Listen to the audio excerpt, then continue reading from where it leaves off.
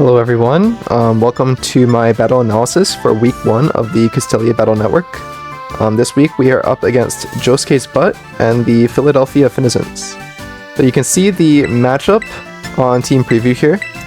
I'll kind of explain the team as I go. Right now I decided to lock in Sylveon because it kind of just murders everything on their team, and the Munkidori, and then I have Sandy Shocks in the back because it outspeeds everything, kills Corviknight, and then Urshifu because, you know, it's Urshifu, it's good, they don't really have anything to kill it that reliably. And my other mode with Murkrow, Gouging Fire, kind of like Urshifu type leads was kind of in preparation for if they were to bring like a Rage Powder Volcarona, so that's why you see the Punching Glove on the Urshifu and the safety goggles on Gouging Fire. So based on this team structure, I'm pretty confident that they're getting Grimmsnarl, and Munkidori is my main answer into that. So Frisk goes off, we get good information. I see that it's Wide Lens on the Cobalion, so I'm thinking maybe like Focus Blast, maybe a Steel Beam, but probably not. Would be a bit ballsy. I go for Fake Out to shut down Grimmsnarl because I know that my Sylveon can like live.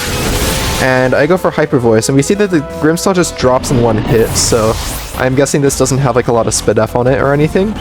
And Cobalion takes a lot, so now it's in range of the Munkidori Psychic. I'm not exactly sure which is faster between the Cobalion and the Munkidori, so my goal is to kind of find that out. And they bring in the Pheasantipity. I protect the Sylveon because, you know, it's +1, it's kind of a threat, so I figure they may want to target into it. And I just get a Psychic off on Pheasantipity because for the Urshifu win con, getting chip on that is a big deal, because that's like the one thing it doesn't just like OHKO outright. They go for Air Slash into Munkidori. This breaks my Sash. I'm not really that worried about my Sash anymore, because if it is pulled in the back, then Sylveon can kind of just kill it, and it like forces it to target into just one of them.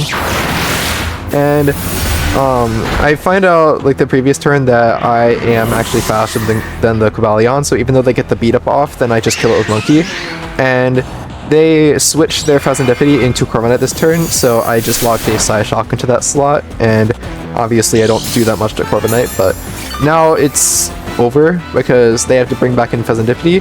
Munkidori always kills it. It can protect the stall a turn, but Corviknight can't kill me. I just bring a Sandy Shocks to clean up the Corviknight. So for our next game, I'm kind of thinking that I want to bring the same thing.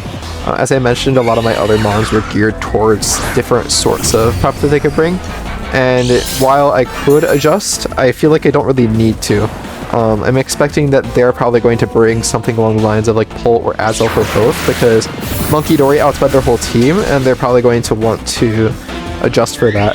And because Grimmsnarl is basically their only like good lead here, I'm expecting it to come again. So I want to keep the Monkey in the front, and Sylveon is just like good into everything, and the back two slots like Urshifu, Sandy Shocks just seem the best.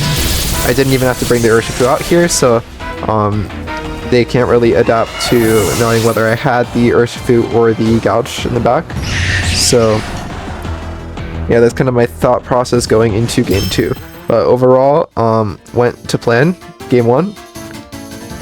And it'll basically just come down to what the Grimmsnarl decides to do off lead, and what it decides to lead with. That's what I'm thinking going into this. So I just lock in the exact same 4, and we will see what they lead here. Also, what's nice is that all 4 items got revealed last game from both Frisk, and then Corvi had lefties, and then Pheasantipity had air balloons. So I've got a ton of information, and my opponent doesn't know that I have like a Sash on Monkey. So yeah, I'm at an advantage there as well. So we see the Azelf Grimmsnarl lead. And this time I'm kind of expecting them to like protect or switch out Grimmsnarl, because like the fake out again into it is pretty obvious, but they do stay in, and I fake out into Azelf instead. But thankfully they decide to fake out my Munkidori, expecting like a Sludge Bomb or something, so thankfully I'm able to get my Hyper Voice off for free, and Grimmsnarl does just drop again. I did get a crit on the Azelf, but it doesn't matter at all, because for one, like, it would still be in range of like every hit if I didn't crit, and also we see the Aguav, which basically puts it at the HP it would have been if it didn't get crit, so Yeah, I don't feel bad about that one. Then I'm waiting for them to bring in the next spawn, which is the Dragapult. And they decide to go for Helping Hand Phantom Force here.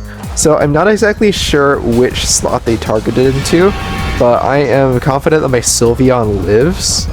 So actually, I'm not even sure if like Helping Hand on the Phantom Force turn boosts the power.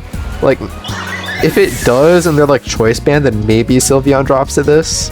But I'm in a position where like I don't really need my monkey anymore. I've taken out the Azelf. The turn got cut off there, but Phantom Force targets into the Munkidori and kills me. And I know that I can kill Pult with Hyper Voice this turn, so I just go for it. And similarly to last game, they just have the Corviknight left, and I have Sandy Shocks in the back, so there's nothing they can do here. So overall, I think my prep was pretty solid this week. I only really need to use 3 mons, but you know, things could have gone worse. Good to be prepared. Overall, good games and well played to my opponent.